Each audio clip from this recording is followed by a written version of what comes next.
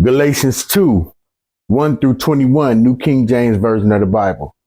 Then after 14 years, I went up again to Jerusalem with Barnabas, and also took Titus with me. And I went up by revelation and communicated to them that the gospel which I preach among the Gentiles, but privately to those who were of reputation, lest by any means I might run or had run in vain. Yet not even Titus, who was with me, being a Greek, was compelled to be circumcised. And this occurred because of false brethren secretly brought in, who came in by stealth to spy out our liberty which we have in Christ Jesus, that they might bring us into bondage, to whom we did not yield submission even for an hour, that the truth of the gospel might continue with you. But from those who seemed to be something, whatever they were, it makes no difference to me. God shows personal favoritism to no man. For those who seemed to be something added nothing to me.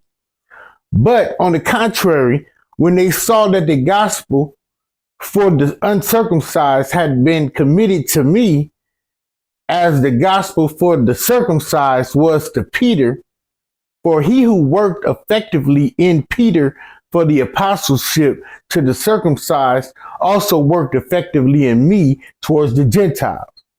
And when James, Cephas, and John, who seemed to be pillars, perceived the grace that had been given to me, they gave me and Barnabas the right hand of fellowship, that we should go to the Gentiles and they to the circumcised. They desired only that we should remember the poor, the very thing which I also was eager to do. Now, when Peter had come to Antioch, I withstood him to his face, because he was to be blamed. For before certain men came from James, he would eat with the Gentiles. But when they came, he withdrew and separated himself, fearing those who were of the circumcision. And the rest of the Jews also played the hypocrite with him, so that even Barnabas was carried away with their hypocrisy. But when I saw that they were not straightforward about the truth of the gospel, I said to Peter before them all, if you, being a Jew, live in the manner of Gentiles and not as the Jews, why do you compel Gentiles to live as Jews? We who are Jews by nature and not sinners of the Gentiles, knowing that a man is not justified by the works of the law, but by faith in Jesus Christ, even we have believed in Christ Jesus, that we might be justified by faith in Christ and not by the works of the law. For by the works of the law, no flesh shall be justified. But if while we seek to be justified by Christ, we ourselves also are found sinners, is Christ therefore a minister of sin? Certainly not.